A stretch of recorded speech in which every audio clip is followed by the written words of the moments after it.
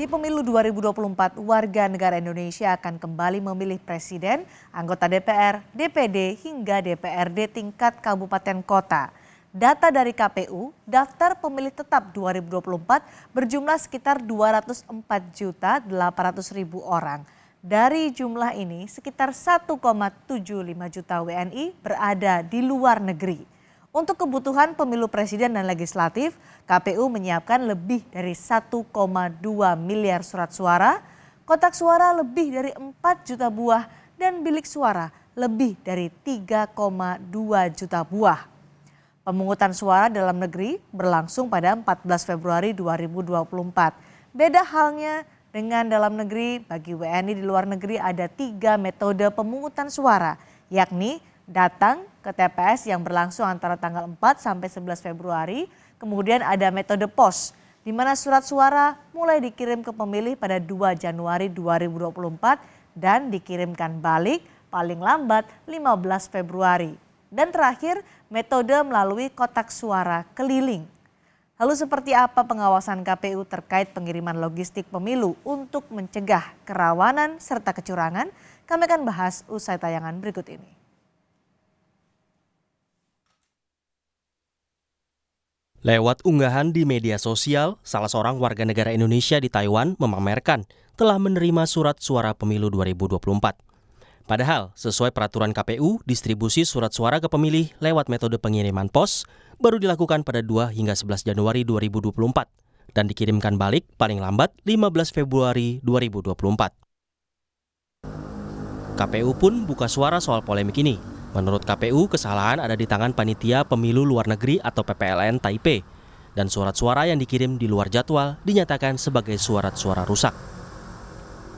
Surat suara yang telah dikirim kepada pemilih dengan metode pos sebanyak 31.276 lembar, 31.276 lembar surat suara untuk masing-masing jenis pemilu presiden dan pemilu anggota DPR RI Dapil Jakarta 2, DKI Jakarta 2, pada tanggal 18 Desember 2023 maupun gelombang kedua tanggal 25 Desember 2023, kami nyatakan surat suara tersebut masuk kategori surat suara rusak dan tidak diperhitungkan dalam pencatatan penggunaan surat suara dalam formulir model C hasil LN pos, C titik hasil LN strip pos.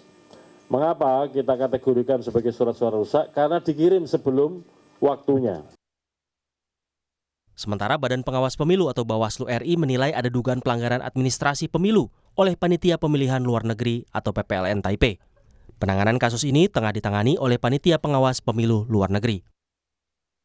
Pengiriman surat suara oleh PPLN Taipei kepada pemilih di Taipei untuk pemungutan suara dengan metode pos pada tanggal 18 Desember tahun 2023 dan 25 Desember 2023 diduga melanggar prosedur bahwa pengiriman surat suara kepada pemilih baru akan berlangsung pada tanggal 2 sampai 11 Januari 2024.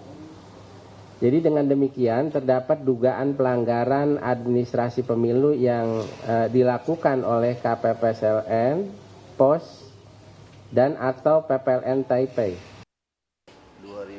Distribusi logistik pemilu seperti surat suara kerap jadi persoalan klasik.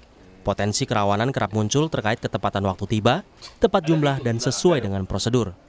Di Kota Malang, Jawa Timur, Bawaslu menemukan surat suara yang rusak saat pengawasan proses sortir dan pelipatan surat suara. Tak cuma fisik yang rusak, Bawaslu juga menemukan kekurangan jumlah surat suara yang ada di dalam kardus. Dari Bawaslu tadi menemukan ada beberapa surat suara yang rusak. Kami meminta KPU untuk memastikan surat suara yang rusak itu dipisah kemudian tercatat dengan jelas. Satu kotak itu kan 500 surat suara. Nah itu ada yang kurang, memang sejak awal dari penyedia sudah kurang. Ada yang kurang 1 lembar, ada yang kurang 1 lembar. Kemudian setelah di proses pelipatan sambil disortir itu memastikan pekerja itu memastikan apakah ada yang rusak atau tidak. Nah tadi ada beberapa yang rusak, itu sudah dipisahkan. Sementara itu di Kepulauan Sitaro, Sulawesi Utara, penyelenggara pemilu mendapati masih banyak surat suara yang jumlahnya kurang, terutama surat suara pemilihan anggota DPD.